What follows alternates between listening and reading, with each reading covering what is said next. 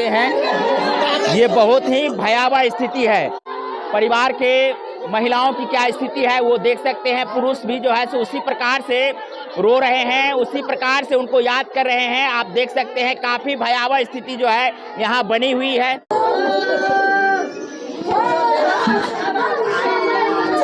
तो आप देख सकते हैं परिवार में किस प्रकार की कोहराम मची हुई है। बता दें कि अभी हम डलोखर गांव में पहुंचे हैं और डलोखर गांव की जो स्थिति है वो आप देख सकते हैं।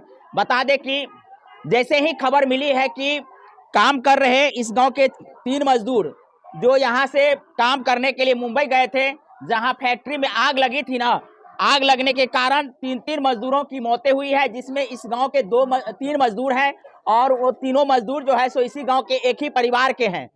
आप देख सकते हैं परिवार में किस प्रकार की जो है स्थिति बनी हुई है। हम आपको परिवार से सीधा बात करवाते हैं कि आखिर मामला क्या था और किस प्रकार से इन लोगों को जानकारी हुई है। मेरा नाम मोहम्मद हाफिज तुफैल सिद्दीकी है। मेरा घर मिर्ज़ापुर है। क्या कैसे आप लोगों को पता चला है कि फैक्ट्री में आग लग गई? कब पता चला ये सर? हमारे पास रात को तकरीबन 2 बजे करीब में फ़ोन आया। फ़ोन आने के बाद एक मेरे भाई साहब इरशाद नाम का, उन्होंने कहा जो अब्बू का आधार कार्ड भेजा जाए।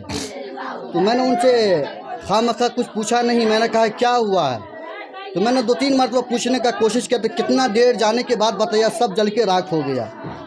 तो मैंने बोला जलने का कारण तो कहने कंपनी में आग लग गई है, उसमें 6 लोग यानी कि अंदर बताया जा रहा है। वो 6 लोग को निकाला नहीं था उस वक्त तक। अब उस वहाँ पे वो गवर्नमेंट द्वारा जो भी टीम पहुंचा या पानी का गाड़ी पहुंचा, उसके बाद यानी कि अंदर से लाश को निकाला गया। अब जिस हालात में हो हम लोग तो देखने नहीं गए हैं, जैसा कि वहाँ से पता चला हम सबको, बस यही बात। कौन कौन थे उसमें? उस वक्त पे एक हमारे वालिद साहब हैं, क्या नाम है उनका? मोहम्मद मुश्ताक जी। और एक हमारे भाई साहब है जिसका नाम है कौसर आजम, और एक हमारे खाला का लड़का है जिसका नाम इकबाल है। तीनों इसी गांव मिर्जापुर से ही हैं? जी, तीनों मिर्जाहीपुर से है और एक आपके एक ही परिवार गांव से भी और है। एक जमानिया का है जिसका नाम मरगूब है। अच्छा, यहाँ जो तीनों का नाम बोले हैं एक ही परिवार के हैं?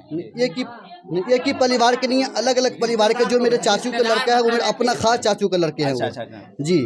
और एक हमारा जो अपना खाला उनका लड़के हैं। क्या करते थे? दस्ताना बनाते थे क्या? हाँ, वो लोग मजदूरी करते थे। जैसे दस्ताना का जो ग्लव्स होता है ना वो बनाते थे। वो लोग मशीन के जरिए से सिलाई करते थे, कुछ लोग फिनिश करते थे। अच्छा जी। कितना दिनों से उस फैक्ट्री में काम कर रहे थे?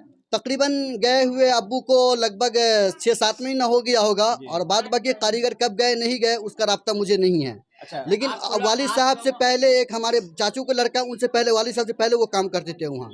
जी। अच्छा, तो आप लोगों की क्या मांग है? क्या बॉडी यहाँ पर पहुँचाया जाएगा? कुछ बताया है? जी, अभी तो राब्ता हो रही है, लेकिन हम लोग का कोशिश यही है और सारे लोग भी यही कह रहे हैं जो बॉडी को यहाँ मंगाया जाए, और क्योंकि ताकि हम लोग एक साथ जनाजे की नमाज़ पढ़ सके और अपने वालिद साहब को अपने हाथ से हम लोग दफन कर सके। और भी जी। कोई मांग है आप लोगों की, परिवार की? और बात बाकी वो सरकार द्वारा, आप लोग के मीडिया वाले, मैं तो किसी को जानता नहीं हूँ, और आप लोग आए हैं तो ये यहाँ आना आप लोग का बहुत बहुत शुक्रिया। कब से रह रहे थे वहाँ मुंबई में? 2 साल। हमारे वालिद साहब तो काफ़ी दिन से वहाँ, क्योंकि तकरीबन वो काफ़ी दिन से बाहर रहते थे, लेकिन आना जाना उनका हमेशा लगा हुआ रहता था। इस वक्त आया हूँ, अब भाई साहब वहाँ गए हैं। अब वहाँ पे क्या बातें हुई नहीं हुई, लेकिन यहाँ तक मालूम जानकारी जरूर हुई है कि वहाँ पे पोस्टमार्टम की जो पेपर वगैरह होता है वो सब तैयार हो गई है। अच्छा जी। अच्छा, बिहार सरकार हो या महाराष्ट्र की सरकार है, वो इस घटना को लेकर के क्या कुछ जानकारी? मैं यही कहना चाहूँगा सर आपसे भी और ये मीडिया वाले से भी, और मैं बिहार सरकार हो या बाकी महाराष्ट्र की सरकार हो, जो भी हो, यानी कि जिस तरीके से मजदूर जो अपने बाल बच्चे की मोहब्बत को छोड़कर अपने बिहार को छोड़ के दूसरे देश को जाते हैं, मैं समझता हूँ कि ये चीज़ अपने बिहार में होनी चाहिए सर, ताकि लोग इतना दूर ना जा पाए। क्योंकि एक जो प्यार मोहब्बत जो बच्चे का जो होता है ना, कसम खुदा की मैं तो मजबूरी में जाना पड़ा है? बड़ी मजबूरी कुछ नहीं, बस एक्चुअली ऐसे ही इंसान का दिल चाहा चले गया कमाने धमाना। तो आखिर बिहार में काम मिलता तो नहीं न जाता हो? जब हम जैसे लोग नहीं कमाएंगे तब फिर हम लोग खाएंगे कहाँ से? अच्छा, बिहार में यदि आप उन लोगों को काम मिलता तो शायद इतना दूर जो है 1800 किलोमीटर दूर जो है सो जाना नहीं न पड़ता। बिल्कुल नहीं। अगर ये काम अगर हमारे बिहार में मिलता तो फिर 1850 किलोमीटर जाने की क्या जरूरत थी वहाँ। अब आग किस कारण लगी नहीं लगी ये अल्लाह ही बेहतर जानते हैं। कुछ जानकारी नहीं हुआ है? अभी कोई जानकारी वहाँ से नहीं।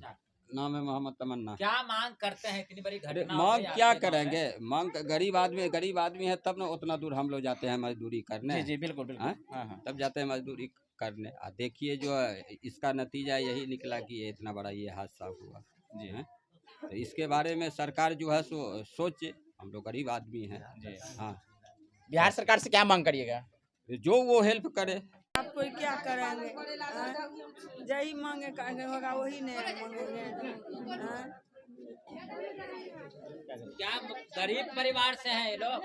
हाँ, गरीब परिवार नहीं है तो गरीब परिवार रहता ना गया उधर कमाने के लिए। गरीब परिवार रहता नहीं उधर गया कमाने के लिए। धनिक रहते तो ये कम होता तो काहे जाते उधर कमाने के लिए जी बिल्कुल। ये रहता कम तो 4 बच्चा बाल बच्चा मिलकर ये कमाते खाते। शहीदा खातून। आपके अब्बा थे? हाँ, मेरा अब्बा है। कब पता चला आप लोगों को? हमको 3 बजे पता चला है जो अब्बा से जर कर जाती फैक्ट्री में आग लग गया है जो हॉस्पिटल में भर्ती है। तो वहाँ से हम आए हैं यहाँ, तो यहाँ बोला अब्बा डेथ कर गया। क्या मांग करते हैं आप लोग? हम लोग मांग करते हैं, मेरा भाई और मेरा अब्बा लोग बहुत गरीब है और सरकार जो मदद कीजिएगा वो अच्छा है। सब मजदूरी करने के लिए कमाते थे वहाँ? अब्बा घर चलाने वाले अकेले थे? अब्बा हाँ अकेले हैं। अच्छा, कब से रह रहे थे वहाँ? अब्बा को कल से 8 महीना हो जाएगा वहाँ गए। 7 महीना पहले गए थे? 8 महीने यहाँ से 2 साल से काम करता हूँ। 2 साल से वहाँ क्या काम करते थे? दस्ताना चला, दस्ताना के काम कर सिलाई करते थे मशीन पे। अच्छा, तो बात हुई होगी ना आप लोगों की कल परसों? हमको परसों अब्बा से बात हुआ था, कल नहीं हुआ था अब्बू से बात। अच्छा, कल नहीं परसों हुआ? परसों बात हुआ था अब्बू से।